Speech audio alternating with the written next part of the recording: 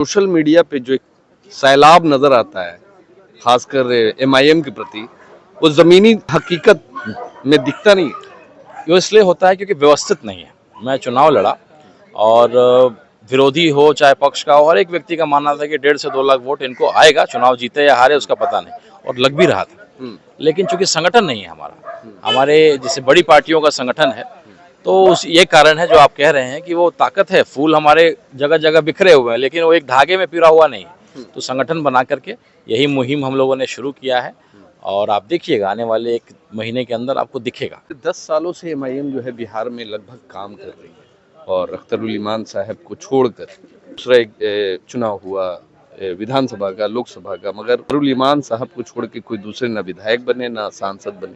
Reason क्या हो सकता है? आप इतिहास पलटिए, भाजपा का पलटिए। पहले तो जनसंघ हुआ करती थी, तो किस तरीके से और कितना समय उनको लगा होगा पार्टी को बनाने में।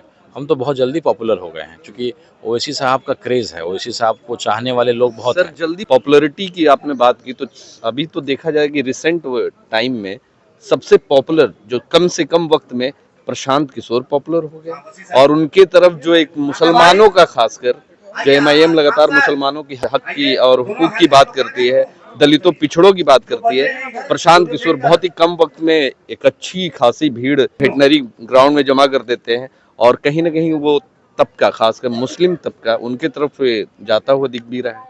ये तो बहुत अच्छी बात है। प्रशांत जी अच्छा प्रयास कर रहे हैं। पढ़ा लिखा आदमी जो शिक्षा की बात कर रहा है, स्वास्थ्य की बात कर रहा है और मुसलमानों को जगाने का काम कर रहा है, इसलिए हम प्रशंसा करते हैं प्रशांत किशोर। उनके साथ आप लोग मतलब उनके सपोर्ट में, उनके समर्थन में नजर आते देखिए, पार्टी अलग हो सकता है। आने वाले चुनाव में आप और एमआईएम और प्रशांत किशोर कहीं ना कहीं टाई अप करने वाली है, क्योंकि ना आप उनके खिलाफ बोल पाते हैं ना वो आपके खिलाफ बोलते हैं। बीजेपी के खिलाफ आप बोलते हैं, आरजेडी के खिलाफ आप बोलते हैं, जदयू के खिलाफ आप बोलते हैं, वो भी सेम इसी कॉन्सेप्ट पे चल रहे हैं। तो कहीं ना कहीं लगता है कि 2025 के चुनाव में आप और प्रशांत किशोर की पार्टी, मतलब एमआईएम और प्रशांत किशोर दोनों साथ में चुनाव लड़ने वाले हैं। बैरिस्टर साहब लंदन से पढ़ करके आए हैं, उन्होंने देखा है, एक्सपोजर है। प्रशांत किशोर जी ने देश विदेश में काम किया है, तो ऐसे लोग जो है सही मुद्दों की बात करते हैं, नहीं सही नैरेटिव क्रिएट करते हैं। तो एक म्यूचुअल अंडरस्टैंडिंग आप कह सकते हैं। प्रशांत किशोर जी अच्छा प्रयास कर रहे हैं, मुसलमानों को जगाने का प्रयास कर रहे हैं। अगर मुसलमान जग जाएगा तो 10% अगर उनके पास जाता तो 90% एमआईएम की तरफ ही आएगा। इसीलिए आपको भी और पीके की पार्टी को भी बी टीम कहा जाता है बीजेपी के। देखिए, ये हर वो आप पार्टी भी वोट काटना जानते हैं और वो भी वोट काटने के लिए खड़े हो गए, विरोधी पार्टी ऐसा बोल रही है। अख्तरुल इमान की पॉपुलैरिटी है, असदुद्दीन ओवैसी साहब की पॉपुलैरिटी नजर आती है, अकबरुद्दीन ओवैसी साहब की पॉपुलैरिटी नजर आती है, मगर बिहार में इस पार्टी की पॉपुलैरिटी और यहाँ के जो कार्यकर्ता नेता है उनकी पॉपुलैरिटी नजर नहीं आती। जमीनी हकीकत यही है। देखिए, इस पार्टी के ऊपर एक तमका लगाया जाता था हमेशा से कि ये मुसलमानों की पार्टी है। अब इसका नाम अगर इत्तेहादुल मुस्लिमीन है, चूंकि आपको इतिहास में जाना पड़ेगा कि कब और किस परिस्थिति में ये संगठन को खड़ा किया गया। लेकिन आज की डेट में अगर राणा रंजीत सिंह चुनाव लड़ता है इस पार्टी से, अखिलेश्वर शर्मा लड़ते हैं, किरण चौधरी लड़ती है, मांझी जी लड़ते हैं, तो ये बात लोगों को मालूम नहीं है। जिस दिन मालूम चल जाएगा, धीरे धीरे मालूम चल रहा है। चूंकि मैं बहुत मजबूती से शिवहर लोकसभा का चुनाव लड़ा और लोगों ने पहली बार देखा कि हिंदू भी इस पार्टी से लड़ता है। सर, लोगों को राणा रंजीत सिंह नजर नहीं आ रहे हैं और जिनका आपने नाम लिया वो नजर नहीं आ रहे हैं। यहाँ नजर आ रहे हैं मजलिसे इत्तेहादुल मुस्लिमीन, मतलब अदर पार्टी जो है उनके दिमाग में, वो दूसरों के दिमाग में यह डालते हैं कि ये पाकिस्तान समर्थित, कहीं ना कहीं उससे प्रेरित होकर इस पार्टी को बनाया गया है। लोग के दिमाग में ये है, उसको कैसे निकालेंगे? पुरानी बीमारी है, कैंसर जो है एक थेरेपी से ठीक नहीं होता है, समय लगेगा, 2-4 राउंड कीमो चलेगा। ऑल इंडिया मजलिसे इत्तेहादुल मुस्लिमीन की तरफ से आज मनोनयन और कार्यशाला को लेकर एक चर्चा हुई और बहुत सारे लोग जो नए पार्टी में जुड़े हैं उनको सर्टिफिकेट दिया गया है। पार्टी को कैसे मजबूती में लाया जाए, ज्यादा से ज्यादा कैसे लोगों को एमआईएम में जोड़ा जाए, इसको लेकर चर्चा हुई है। काफी देर लंबा प्रोग्राम चला है। हमारे साथ में पूर्व प्रत्याशी एमआईएम के राणा रंजीत सिंह है। सर, क्या क्या आज चर्चा हुई और किस तरीके से आप लोग बिहार में और मजबूती लाएंगे? 11 सितंबर को हम लोगों ने ऑनलाइन मेंबरशिप को लॉन्च किया था और कोई एफर्ट नहीं लगा करके हमने देखा था कि नेचुरली देखते हैं कितने लोग हम लोगों से जुड़ते हैं। तो लगभग ये 20-25 दिन के अंदर लगभग 25,000 लोग नेचुरली जुड़े। और मेंबरशिप के बाद ये पहली बैठक हम लोगों ने किया है जिसमें प्रदेश के और जिला अध्यक्ष और युवा जिला अध्यक्ष जो इम्पोर्टेंट लोग हैं पूरे बिहार से, उनको बुलाया था और बुला करके जो है रणनीति कैसे विधानसभा 2025 में हम लोग को लड़ना है। हर विधानसभा में जिसमें 5,000 सदस्य होंगे, पहला क्राइटेरिया है कि हम वहाँ से चुनाव लड़ेंगे। तो आप 5,000 मेंबर पहले बनाइए, तो आप विधानसभा की बात को रख सकते हैं। कई उम्मीदवार जो संभावित उम्मीदवार हैं वो हम लोग के पास आए, उन्होंने इच्छा जाहिर की। हमने कहा कि हम को टिकट तो बेचना नहीं है बाकी पार्टियों की तरह, तो आप अपने आप को साबित करिए, आप मेहनत करिए, सदस्यता अभियान को मजबूत करिए और बूथ लेवल तक की कमेटी को बनाइए। सोशल मीडिया पे जो एक सैलाब नजर आता है खासकर एमआईएम के प्रति, वो जमीनी हकीकत में दिखता नहीं। ये इसलिए होता है क्योंकि व्यवस्थित नहीं है। मैं चुनाव लड़ा और विरोधी हो चाहे पक्ष का हो, हर एक व्यक्ति का मानना था कि 1.5 से 2 लाख वोट इनको आएगा, चुनाव जीते या हारे उसका पता नहीं, और लग भी रहा था। लेकिन चूंकि संगठन नहीं है हमारा, हमारे जैसे बड़ी पार्टियों का संगठन है, तो ये कारण है जो आप कह रहे हैं कि वो ताकत है, फूल हमारे जगह जगह बिखरे हुए हैं लेकिन वो एक धागे में पिरा हुआ नहीं है। तो संगठन बना करके यही मुहिम हम लोगों ने शुरू किया है और आप देखिएगा आने वाले 1 महीने के अंदर आपको दिखेगा और दिखना शुरू भी हो गया होगा। 2025 में फिर से चुनाव लड़ने का मूड है, मन है? बिल्कुल, हम लोग 5 विधायक थे और 50 विधायक का लक्ष्य लेकर के चल रहे हैं और बिल्कुल हम लोग हर जगह से, पूरे बिहार से, क्योंकि पहले सीमांचल में केवल ये पार्टी सक्रिय थी, अब सीमांचल के बाहर भी संगठन बहुत मजबूत हो रही है। और जैसे मैंने बताया आपको, नेचुरल 25,000 लोग हम लोगों से जुड़े जो कहीं पार्टी से कोई रास्ता उनका नहीं था। तो अब जो है, अब जब एनर्जी लगाएंगे और सबको। पिछले 10 सालों से एमआईएम जो है बिहार में लगभग काम कर रही है और अख्तरुल इमान साहब को छोड़कर दूसरा एक चुनाव हुआ विधानसभा का, लोकसभा का, मगर तो अख्तरुल इमान साहब को छोड़ के कोई दूसरे ना विधायक बने ना सांसद बने। रीजन क्या हो सकता है? आप इतिहास पलटिए, भाजपा का पलटिए, पहले तो जनसंघ हुआ करती थी, तो किस तरीके से और कितना समय उनको लगा होगा पार्टी को बनाने में।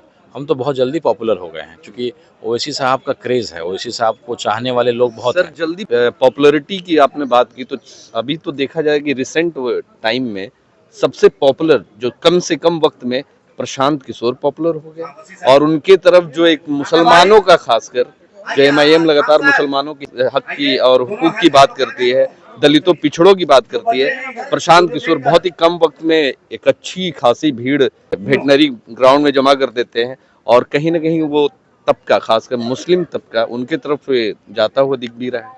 ये तो बहुत अच्छी बात है, प्रशांत जी अच्छा प्रयास कर रहे हैं और हम लोग चाहते थे कि ये जाति और धर्म की बात ना हो। एक पार्टी चाहती है मंडल, एक कमंडल, एक हिंदुत्व की बात करेगी और जात पात की बात करेगी। तीसरा कोई विकल्प अगर खड़ा हो रहा है, पढ़ा लिखा आदमी जो शिक्षा की बात कर रहा है, स्वास्थ्य की बात कर रहा है और मुसलमानों को जगाने का काम कर रहा है, इसलिए हम प्रशंसा करते हैं प्रशांत किशोर उनके साथ आप लोग मतलब उनके सपोर्ट में, उनके समर्थन में नजर आते देखिए, पार्टी अलग हो सकता है लेकिन अगर कोई व्यक्ति अच्छा काम कर रहा है, जैसे मान लीजिए कि आरजेडी ने जो स्मार्ट मीटर वाला मुहिम चलाया, हम लोग तो बहुत पहले से स्मार्ट मीटर को लेकर के, बिजली को लेकर के लड़ाई लड़ रहे थे।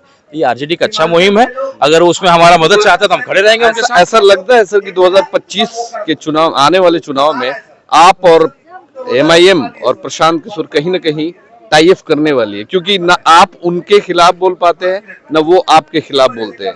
बीजेपी के खिलाफ आप बोलते हैं, आरजेडी के खिलाफ आप बोलते हैं, जदयू के खिलाफ आप बोलते हैं, वो भी सेम इसी कॉन्सेप्ट पे चल रहे हैं।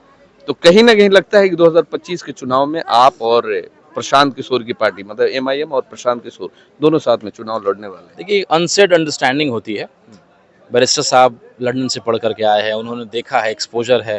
प्रशांत किशोर जी ने देश विदेश में काम किया है, तो ऐसे लोग जो है सही मुद्दों की बात करते हैं, नहीं सही नैरेटिव क्रिएट करते हैं। तो एक म्यूचुअल अंडरस्टैंडिंग आप कह सकते हैं कि वो भी अच्छा प्रयास कर रहे हैं। जो प्रयास हम लोग कर रहे थे मुसलमानों को जगाने का, ये गुलामी की जंजीरें अगर टूट जाएंगी, प्रशांत किशोर जी अच्छा प्रयास कर रहे हैं, मुसलमानों को जगाने का प्रयास कर रहे हैं। अगर मुसलमान जग जाएगा तो 10% अगर उनके पास जाता तो 90% एमआईएम की तरफ ही आएगा। इसीलिए आपको भी और पीके की पार्टी को भी बी टीम कहा जाता है बीजेपी के। देखिए, ये हर वो आप पार्टी, भी वोट काटना जानते हैं और वो भी वोट काटने के लिए खड़े हो गए, विरोधी पार्टी ऐसा बोल। हमारे 5 विधायक थे पिछले बार, तो हमारा अधिकार है कि हम 5 को 25 करें, 50 करें। अगर ऐसा होता, जो आपने पॉपुलैरिटी की बात कही है, तो पॉपुलैरिटी अपनी जगह, चुनाव जीतना अपनी जगह है। तो कहीं ना कहीं पॉपुलैरिटी है, पॉपुलैरिटी चूंकि स्वाभाविक है, तो रहे हैं इस चीज के लिए, कई पार्टियों के लिए उन्होंने काम किया है। मगर सच्चाई यही है सर कि अख्तरुल इमान की पॉपुलैरिटी है, असदुद्दीन ओवैसी साहब की पॉपुलैरिटी नजर आती है, अकबरुद्दीन ओवैसी साहब की पॉपुलैरिटी नजर आती है, मगर बिहार में इस पार्टी की पॉपुलैरिटी और यहाँ के जो कार्यकर्ता नेता है उनकी पॉपुलैरिटी नजर नहीं आती है। जमीनी हकीकत यही है, लगता नहीं है? देखिए, इस पार्टी के ऊपर एक तमका लगाया जाता था हमेशा से कि ये मुसलमानों की पार्टी है। अब इसका नाम अगर इत्तेहादुल मुस्लिमीन है, चूंकि आपको इतिहास में जाना पड़ेगा कि कब और किस परिस्थिति में ये संगठन को खड़ा किया गया, लेकिन आज की डेट में अगर राणा रंजीत सिंह चुनाव लड़ता है इस पार्टी से, अखिलेश्वर शर्मा लड़ते हैं, किरण चौधरी लड़ती है, मांझी जी लड़ते हैं, तो ये बात लोगों को मालूम नहीं है। जिस दिन मालूम चल जाएगा, धीरे धीरे मालूम चल रहा है, क्योंकि मैं बहुत मजबूती से शिवहर लोकसभा का चुनाव लड़ा और लोगों ने पहली बार देखा कि हिंदू भी इस पार्टी से लड़ता है। सर, लोगों को राणा रंजीत सिंह नजर नहीं आ रहे हैं और जिनका आपने नाम लिया वो नजर नहीं आ रहे हैं, यहाँ नजर आ रहे हैं मजलिसे इत्तेहादुल मुस्लिमीन। मुस्लिमीन मतलब अदर पार्टी जो है उनके दिमाग में, वो दूसरों के दिमाग में यह डालते हैं कि ये पाकिस्तान समर्थित कहीं ना कहीं उससे प्रेरित होकर इस पार्टी को बनाया गया है। लोग के दिमाग में ये है, उसको कैसे निकालेंगे? पुरानी बीमारी है, कैंसर जो है एक थेरेपी से ठीक नहीं होता है, समय लगेगा, 2-4 राउंड कीमो चलेगा और आप देखिएगा बदल रहे हैं। मैं खड़ा हूं। कैंसर कौन है?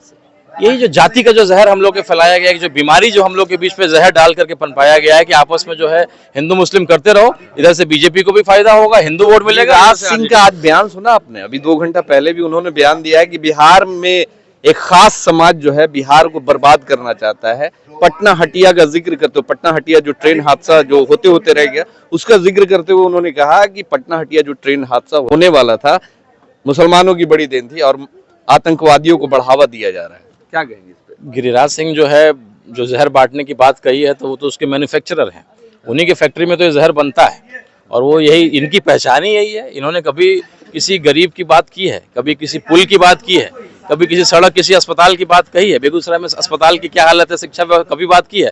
केवल और केवल हिंदू मुसलमान की बात करेंगे और आप देखिएगा कि उसी का जो है रिवार्ड उनको मिलता है, मंत्री बनते हैं। तो उस व्यक्ति से उसकी वही पहचान है। वो जहर जो लोग बांटते हैं बीजेपी वाले, उसके मैन्युफैक्चरर गिरिराज सिंह है बिहार में। मैन्युफैक्चरर, बिल्कुल। चलिए, कैंसर है और कैंसर खत्म होने में वक्त लगता है। देखना होगा कि ये कैंसर कब खत्म होता है, खासकर जो बिहार के लोगों में जातिवाद और धर्म का जो कैंसर पूरी तरीके से काबिज हो चुका है।